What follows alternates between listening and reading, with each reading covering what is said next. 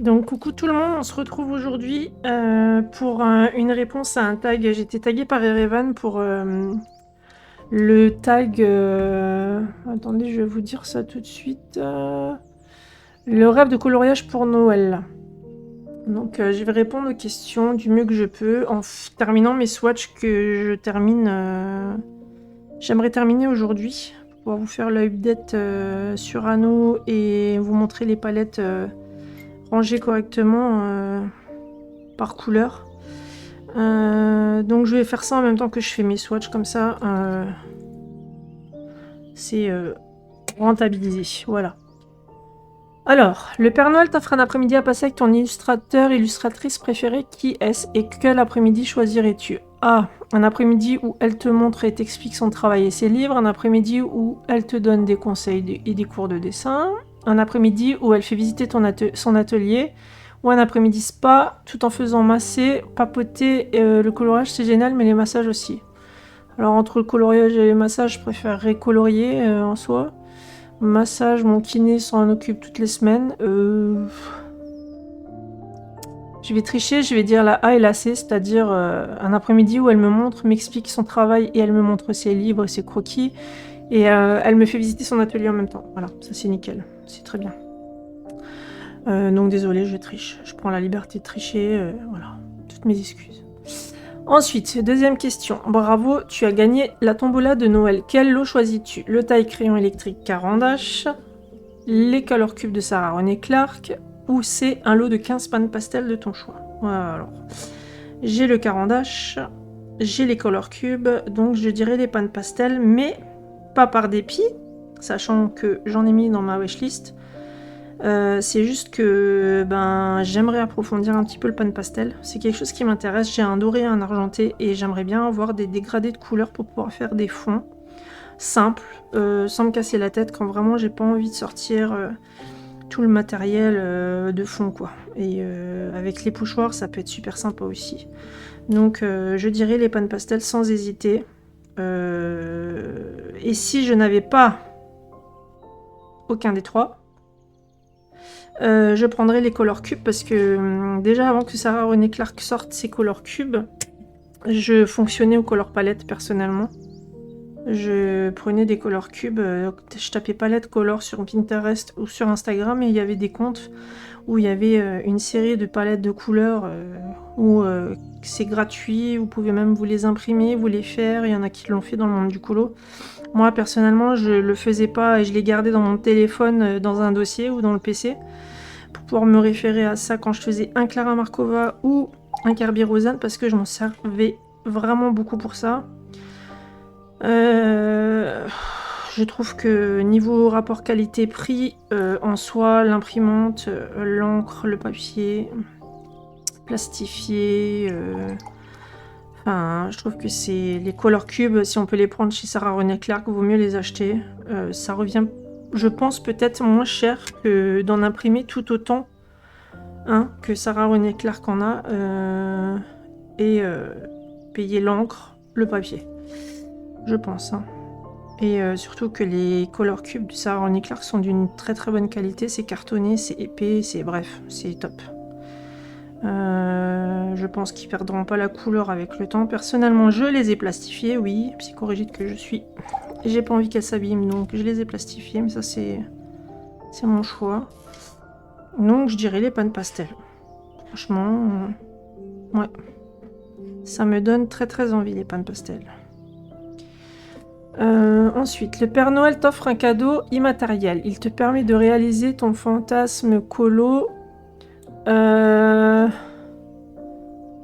Tu reçois le talent inné du colo. Maintenant, tu sais colorier à la perfection et toutes tes mises en couleur sont des pures merveilles. B. Il te donne du temps à l'infini pour colorier. Plus jamais tu ne manqueras de temps pour ta passion du coloriage et tu arrêteras toutes tes sessions de colo seulement quand tu le veux. C. Tu connais et fréquentes tous les artistes du monde du colo. Tu peux faire appel à eux pour qu'ils te conseillent dès que tu le veux. Pardon. Merci les allergies. D. Un autre fantasme colo, explique-nous. Alors, immatériel. Attention à la précision, immatériel, c'est très important. Immatériel, c'est-à-dire tout sauf du matériel. Alors, franchement, ça, c'est pas gentil, Père Noël. J'aurais préféré du matériel, mais bon. Immatériel. Ah! Je sais. Le Père Noël t'offre un cadeau immatériel. Que choisirais-tu? Bah, je choisirais un autre fantasme colo. Et je vais vous expliquer ce que c'est. Eh ben, voilà. Tout simplement, que le monde du colo arrête de croire que c'est une politique de gauche, de droite, de milieu, d'arrière-plan, d'avant-centre, de défensive, de protection, de latéral gauche, latéral droit. Non, non, on parle de foot, on va se calmer.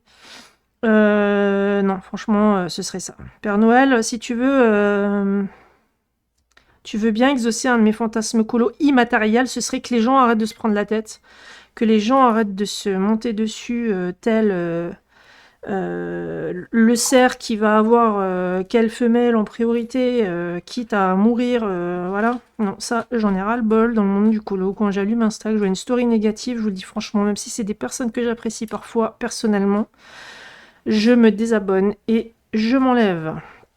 Moi, quand j'ouvre Instagram, je ne veux pas voir ce genre de sottise, ça me gonfle. Très clairement. Voilà. Donc, j'aimerais que les gens arrêtent de se prendre la tête et ceux qui font des problèmes dans le coloriage, qui dégagent ailleurs. Voilà. Ça peut pas être plus clair que ça. Donc, Père Noël, si tu peux exaucer mon vœu, ce serait cool. Voilà, voilà. Marron glacé. Non, c'est cette feuille-là. Voilà, pas que je me trompe, parce que je me connais. Je vais encore faire des bêtises et à la fin de la vidéo, je me rends compte que les swatchs sont à l'envers. J'ai pas swatché les bons au bon endroit.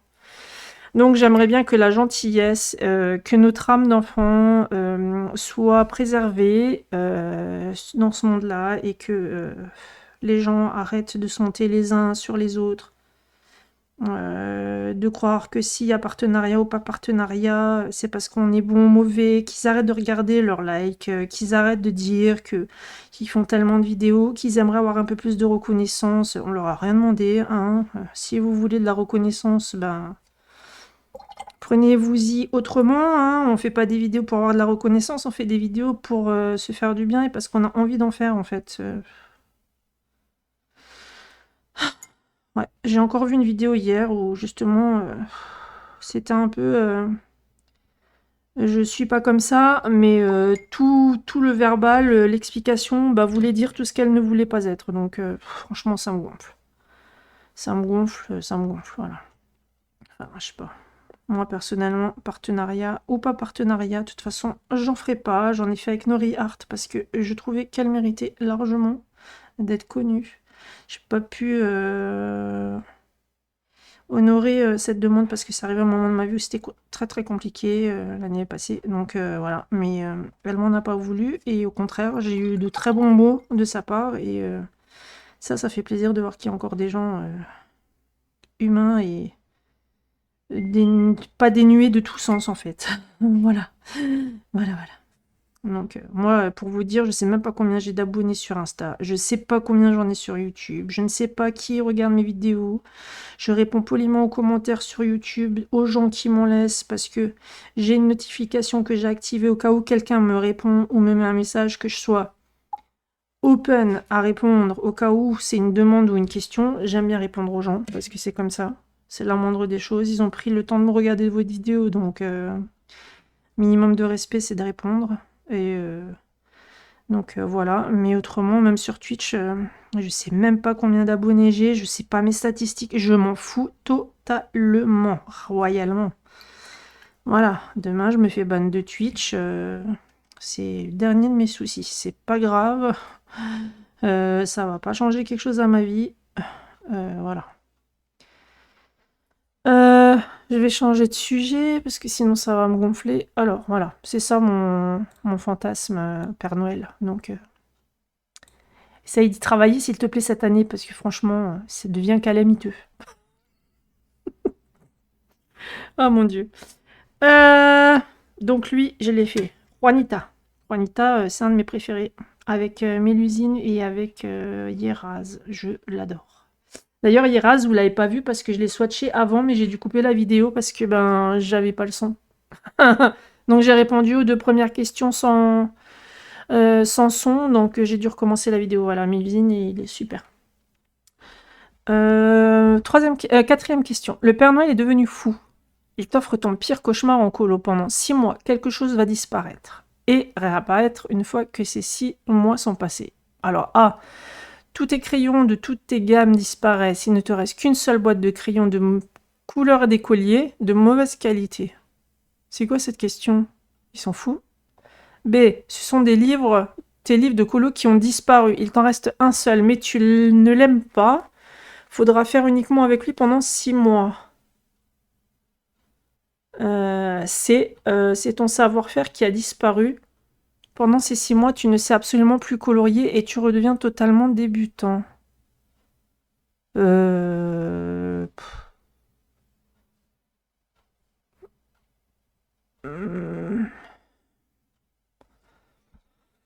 Ah,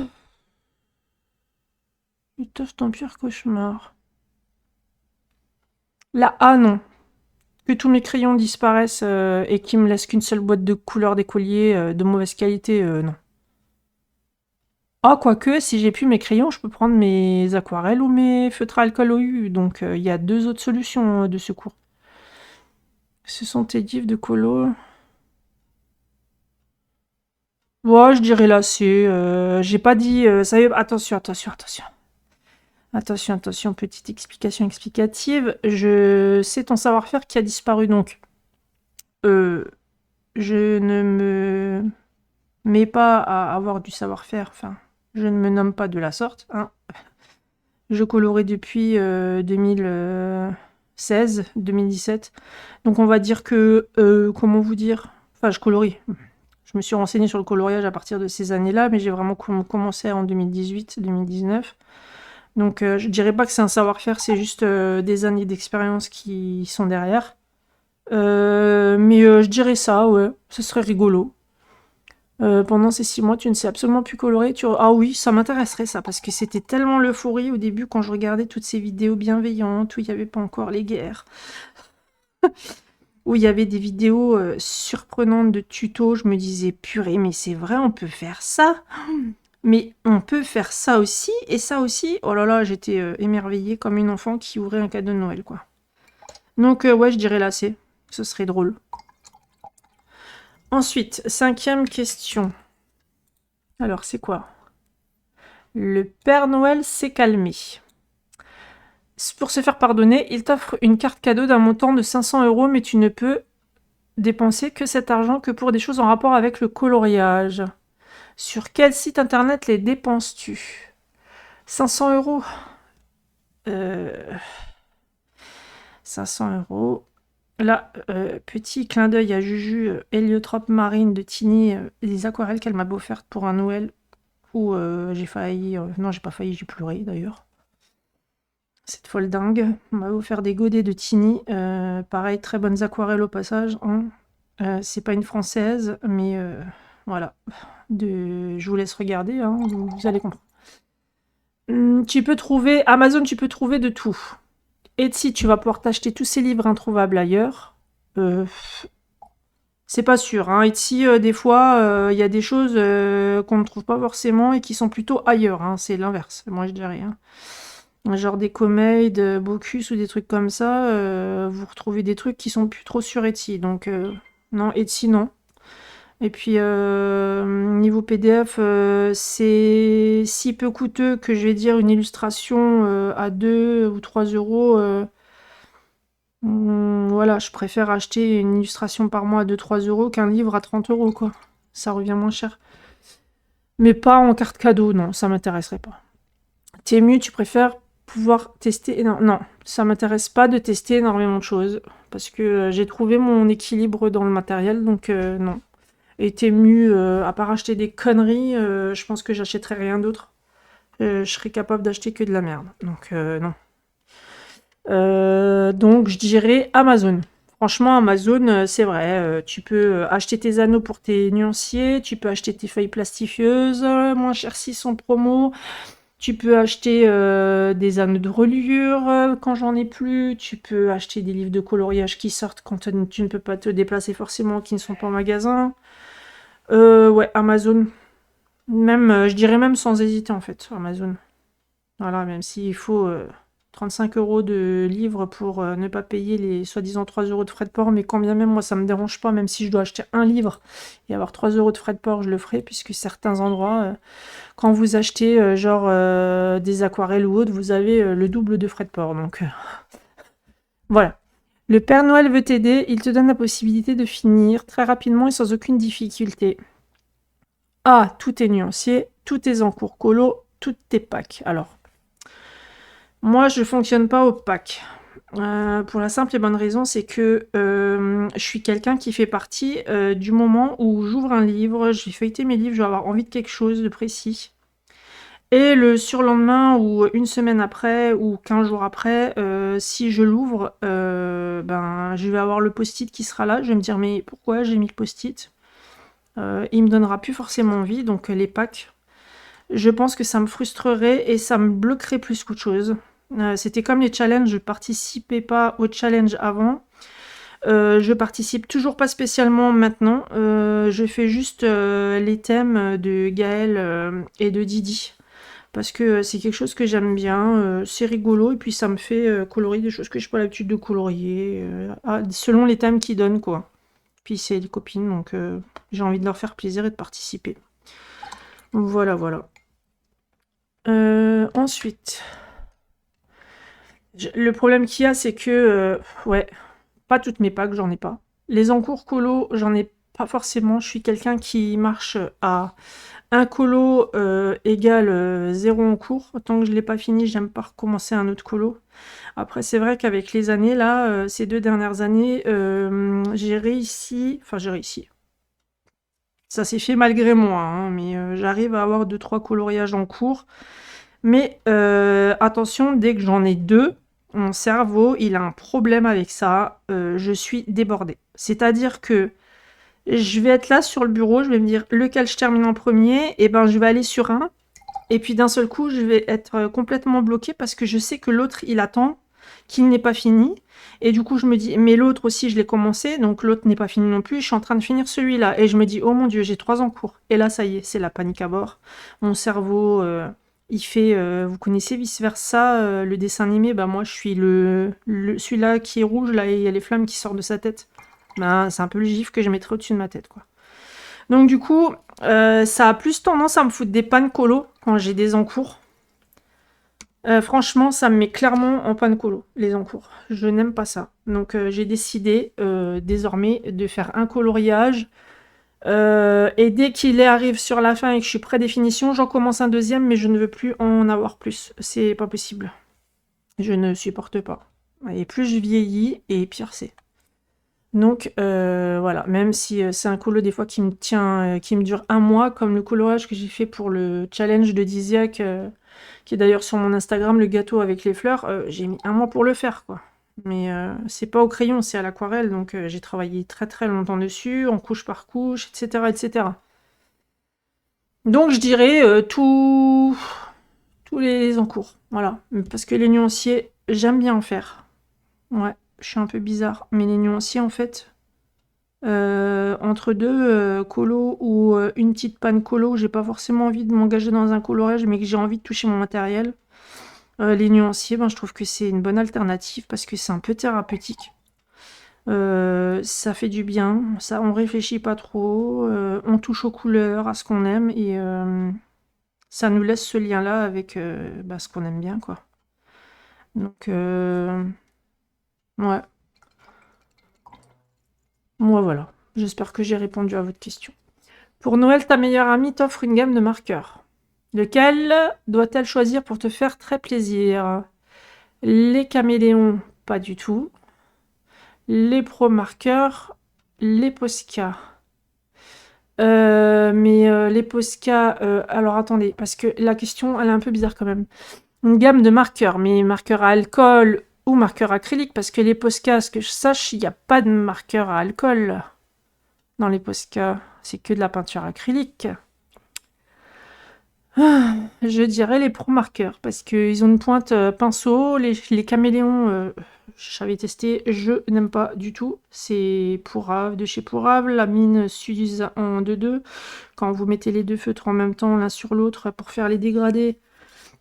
Comment vous dire que vous vous dites ah oui, ok, je comprends pourquoi ils mettent des mines de rechange avec et pourquoi elles sont en achat de suppléments parce que ça tue les mines.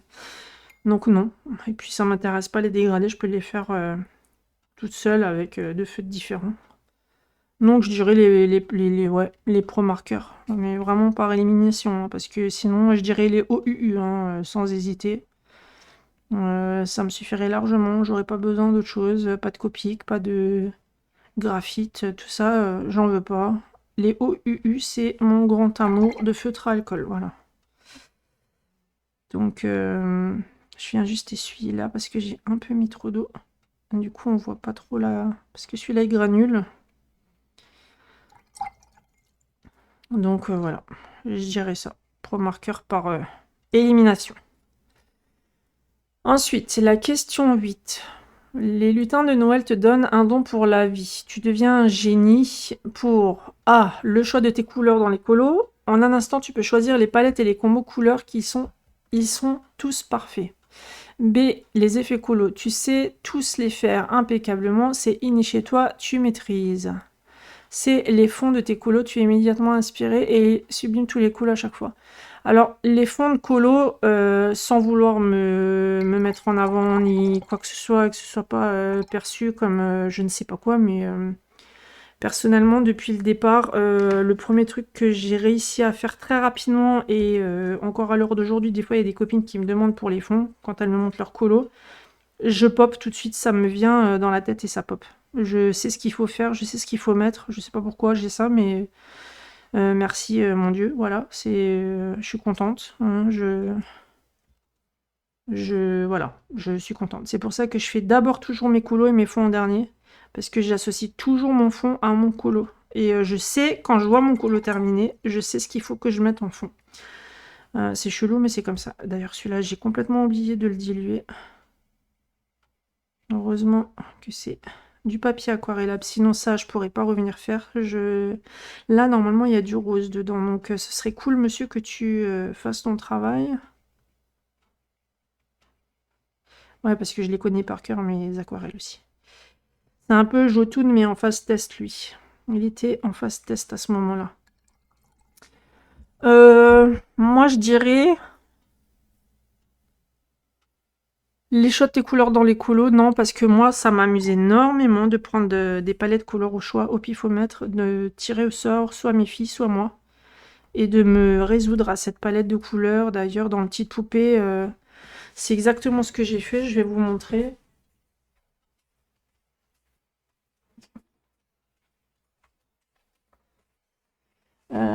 J'avais tiré une palette de couleurs pour... ça, c'était le premier que j'ai fait dans ce livre-là, j'avais pas tiré de palette de couleurs. Je vais parler près du micro. Je vais essayer de pas toucher ma lampe ni mon micro. Voilà, parce que, attention, il y a tout qui va tomber. Donc, je vais vous monter la caméra sans tout bousculer. Celui-là, j'ai pas pris de palette couleur. Je l'ai fait au pifomètre. Mais par contre, pour Ursula, ma fille avait tiré une palette de couleurs. Et du coup, j'en ai profité pour participer au Rainbow Colo. Celui-là... Pareil, j'ai tiré une palette de couleurs moi. Voilà, je pouvais pas tirer mieux. C'était rouge et rouge et rouge et framboise. Oh, je me suis dit quelle galère et au final ça rend super bien. Et celui-là, j'avais tiré aussi une palette de couleurs, mais j'ai juste voulu laisser les couleurs d'origine au personnage. Voilà, donc j'avais tiré une espèce de palette de couleurs un peu naturelle. Bois avec de l'herbe, du verre. Voilà, j'arrêtais pas de tirer du verre à cette période. Je sais pas ce qui s'est passé, mais le verre, il ressortait tout le temps. Donc, je dirais la B. La B. Les effets, les effets. Si je pouvais avoir un talon là, comme ça, Clochette viendrait poser sa petite baguette magique sur moi et qu'elle pourrait me donner un talon, je dirais savoir faire tous les effets. Ouais, franchement, ouais.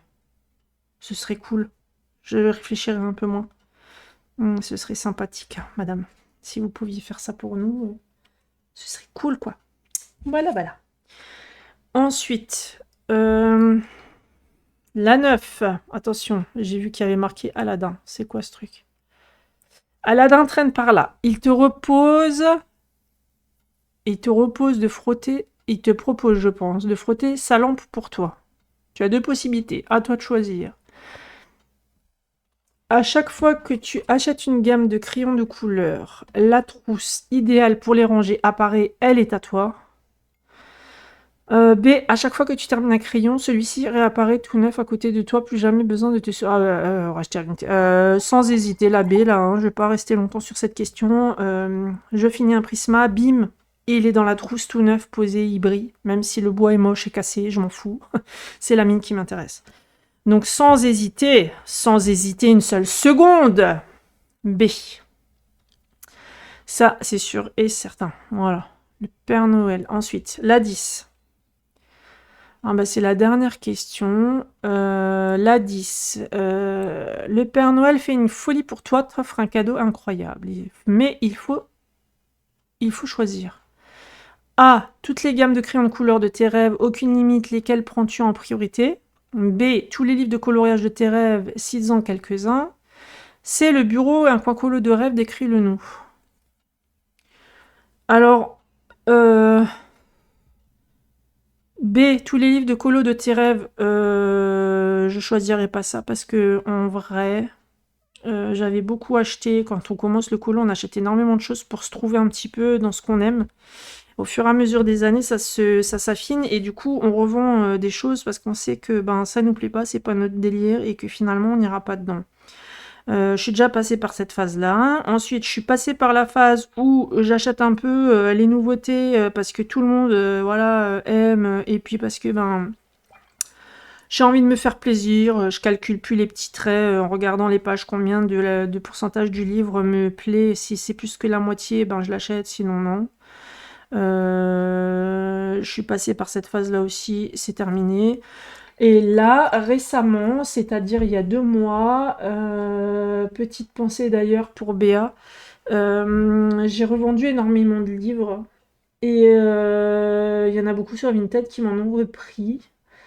Et je ne regrette pas parce qu'au final, j'ai fait le tri et en vrai, j'ai gardé vraiment sélectionné parce que je vous dis pas, j'avais un petit carnet avec une petite feuille où j'ai écrit tous les noms de mes livres et tous les jours, j'allais un peu sur mon carnet et je me disais, lui, prends-le, feuillette-le. Sous chaque titre de livre, je mettais les traits. Et je me rendais compte qu'au fur et à mesure, parce que j'ai mis du temps avant de les mettre en vente, parce que je me suis dit, bon, t'en as déjà vendu pas mal quand même, abuse pas, tu vas pas vendre tous tes livres, faut quand même que t'en gardes, voilà, n'abuse pas. Bon. Et ce petit bout de papier là où j'avais des notes et je me disais, lui je l'ai feuilleté, finalement il y en a un peu plus qui me plaisent, je sais pas, hésitation. Donc j'avais mis une colonne vente directe, ne sais pas, 3e case garde. Comment vous dire que la case garde, régulièrement, toutes les semaines, j'avais les mêmes en fait qui restaient dans cette case. Donc cette case, on s'en occupait plus parce qu'à chaque fois j'avais les mêmes qui revenaient, que je voulais garder. Donc je l'ai laissé, je m'en suis plus préoccupée. Je me suis préoccupée de la case à vendre ou ne sais pas. Donc j'ai fait mes petits traits, comme j'ai toujours fait depuis le début. Et au final, je me suis dit, écoute, ça ressemble, tu l'as. Tu l'as déjà, l'autre, donc ben, tu préférais lequel? Vendre plutôt celui-là que tu veux vendre ou celui-là que tu ne sais pas? Pareil, petite croix, je disais non, bah, je préfère celui-là que j'ai envie de vendre en fait. Finalement, je vais le mettre dans peut-être et l'autre, il va voler dans à vendre. Et au fur et à mesure, oui, je sais, vous allez me prendre pour une starbée complètement. Mais je ne travaillais pas, donc comment vous dire que j'avais le temps de bien réfléchir et bien travailler sur ce sujet, c'était limite un exposé que je me faisais à moi-même toute seule. Et ben je me suis, au fur et à mesure, ça s'est affiné. Et puis bah, au bout de 1 mois, je me suis dit, allez, go, ça, Vinted, sûr et certain. Et alors, mais quand je vous dis en vente, sans regret, sans attachement, sans aucun, voilà, c'était vraiment ça. c'est que je les ai mis à vendre et que quand les gens me les achetaient, je me disais ça va faire 1 €, c'est nickel, ça va faire 1 €, c'est nickel, ça va faire 1 €, c'est nickel. Et quand ils sont partis, zéro tristesse, vraiment un détachement total. Et je me suis dit, bah ma cocotte, t'as bien réfléchi, t'as bien travaillé ton truc et finalement, bah t'as fait des heureux. Et toi, bah t'as plus de trucs qui te servent pas, et qui te servent à rien, et qui sont là à te regarder, et que tu vas peut-être avoir toute ta vie, que finalement tu n'iras pas dedans. Et que tu voulais juste garder pour avoir en fait. Ça, non. Voilà. C'est pas... non. Je veux pas. En fait, ce qu'il y a, c'est que certes, j'ai des livres qui ne sont pas entamés, mais c'est des livres que je sais que j'irai. Donc, en soi, entre guillemets, je les garde parce que c'est sûr et certain, j'irai dedans. Je ne vais pas forcément entamer tous mes livres en un mois. Pourquoi? Parce que je ne colorie pas tous les jours. Donc, je ne peux pas, même si je travaille pas, colorier 10 ou 15 colos par mois. Je n'y arrive pas. Mais je sais que j'irai dedans. Donc, aucun regret. Et franchement, je suis très contente de ce que j'ai, très reconnaissante. Bref, je les aime d'amour. Voilà. Mon coin colo, comment vous dire que le bureau que j'ai avec ma bibliothèque qui fait le coin de mon angle du salon, mes trousses de crayon, mes grandes trousses Primark avec mes feutres acryliques que j'aime d'amour, mes nuanciers qui sont accrochés là devant moi en dessous de l'étagère avec mes stickers qui sont juste au-dessus sur l'étagère. Je suis très contente de ce que j'ai. Je ne voudrais pas changer quoi que ce soit. Voilà. Donc, par définition, je choisirai la A, sachant que j'ai 2 rêves inavoués, mais j'en ai parlé, je crois, j'en ai parlé dans l'avant-dernière vidéo sur YouTube. Je crois que j'ai lâché l'information. J'ai un rêve, enfin j'ai un rêve, j'en ai plutôt 2. J'ai acheté il y a 1 an et demi des Lightfast à l'unité. J'en ai une petite dizaine, j'en ai pas plus, parce que j'ai dû arrêter entre-temps, voilà, j'ai fait d'autres achats et puis je me suis dit, il faut vraiment que je fasse le nuancier pour savoir celui qui me manque de temps en temps quand je passe à côté du magasin, parce que oui, pour mon plus grand malheur, j'ai un Cultura à 5 minutes en voiture, j'ai un Géant des Beaux-Arts à 5 minutes en voiture, j'ai un Rougier Play à 10 minutes en voiture, j'ai un Graphigro, enfin bon. C'est bizarre, il y a tout autour. Ouais, voilà. Alors certains me diront, oh la chance, Val, si tu passes par là, je sais. Mais en même temps, c'est pas très bon hein, pour le porte-monnaie, donc je sors le moins possible. Hein? Voilà, voilà. Et puis,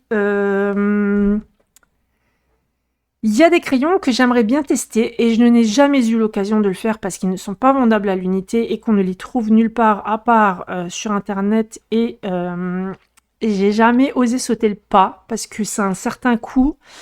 Quand bien même il y a peu de temps j'ai découvert qu'il y avait la petite boîte de couleur pastel qui était disponible sur un site espagnol, donc peut-être, voilà, je l'ai mis dans ma wishlist aussi. C'est les Holbein. Les Holbein, j'en ai entendu toujours extrêmement du bien. Donc, apparemment, moi qui suis totalement fan de mes Prismacolor, il se pourrait que beaucoup de gens aient dit du bien d'eux en disant qu'ils ressemblaient énormément au Prismacolor, mais qu'ils s'écrasaient beaucoup moins au niveau de la mine. Donc, se gaspillaient moins vite. Ou s'usaient du moins vite. Et ça, c'est très intéressant. Voilà. Sauf que je ne sais pas, je ne peux pas vous confirmer ces dires-là puisque je n'ai jamais eu l'occasion de tester. Mais c'est un rêve, j'aimerais vraiment avoir la gamme des Holbein, mais en amont, j'aimerais d'abord tester une petite boîte parce que c'est quand même un coût. C'est énormissime, j'ai encore regardé l'autre fois sur Amazon Japan par curiosité, je crois que c'est 420 € la boîte. Vous vous rendez compte du prix? Enfin, ils sont fous, ils sont malades. Ils sont malades. Je crois que je me trompe pas. Je sais plus si c'est 320 ou 420, mais je sais plus. J'ai un doute. Mais ça va pas, non? Mais voilà quoi. Et les Lightfast, j'aimerais beaucoup parce que je les apprécie. Ben, en ayant une petite dizaine, J'aime beaucoup. J'aime beaucoup. Il ressemble un peu au luminant, je trouve. Mais en un peu moins... je dirais pas... ils sont un peu moins poudreux que les luminances. Un peu plus crémeux, un peu moins poudreux. Et ils ont... Ce qui me plaît beaucoup dans les Lightfast, c'est leur texture, mais c'est surtout leur nuancier, en fait. Parce qu'ils ont des couleurs très, très, très, très, très foncées. Des verts foncés. Pourtant, moi, vous savez, je suis pas fan des verts, mais les verts qu'ils ont, je les trouve absolument magnifiques. Des bleus, des bleus noirs. Enfin, j'ai vu les nuanciers hein, chez les vidéos Zazu, tout ça. J'ai vu, hein, je sais, c'est voilà. D'ailleurs, elle utilise énormément le forest, le blue, le bleu dark blue. Enfin, je sais plus comment il s'appelle, mais enfin, bref. Voilà, les light fast. Sinon, si jamais je lance un message à la mère, j'aimerais bien posséder 10 boîtes de Prismacolor. Voilà, ça m'intéresserait énormément, sachez-le. Je n'ai pas de réassort. Voilà, voilà, je n'ai pas du tout de réassort. Mes Prismas sont très très petits, c'est-à-dire, voilà, c'est... Voilà. Ça, c'est un crayon neuf parce que je n'avais plus de noir, il était tout petit. Heureusement, j'avais un réassort, mais je n'ai pas de réassort spécifiquement de toutes les couleurs. J'ai peut-être des réassorts, c'est sûr et certain, de violet parce que voilà, à l'époque, j'avais. Voilà. Mais comment vous dire qu'ils sont tous très petits. Le bleu indigo est très petit, le pêche est très petit, les gris, on en parle, les bleus, on en parle. Voilà, voilà. Je suis au bout de ma vie. J'ai peur que mes prismas me quittent. Voilà. Donc, voilà, voilà. Donc, bah écoutez, j'espère que ça vous aura plu. J'espère que j'ai répondu au mieux aux questions. C'est la première fois que je fais un tag. C'était Revan qui m'avait tagué. J'en ai jamais fait spécialement. Je sais qu'il y avait Mademoiselle Lexi qui m'avait tagué pour un tag. À voir si je le fais ou pas. Je sais plus lequel c'était. Mais j'aimerais bien lui envoyer ce retour-là quand même parce que c'était super gentil de sa part de penser à moi et rien que pour ça, le respect de répondre, voilà. Et puis je crois que c'est tout, j'ai tout dit. Donc je finirai avec les nuanciers qui sont toujours en cours, hein. Je vais les continuer hors caméra. Je vais bien sûr, je vous l'ai dit dans la vidéo précédente, une fois que tout est fini, dans mes petites boîtes qui seront rangées par couleur, je vous montrerai tout posé sur anneau. Je vous montrerai mes boîtes. J'attends vraiment que ce soit bien terminé. Je tenais aussi à vous montrer ce coloriage que Amandine Young a mis en ligne aujourd'hui. Donc si jamais vous êtes intéressé pour le faire et nous accompagner dans le hashtag colo pour Béa, elle nous a fait cette jolie illustration à mettre en couleur en hommage à Béa. Voilà, donc si jamais ça vous intéresse, venez me voir et puis je vous l'enverrai, voilà. Et il y aura juste... je vous mets le hashtag ici. Je vais prendre un... Voilà.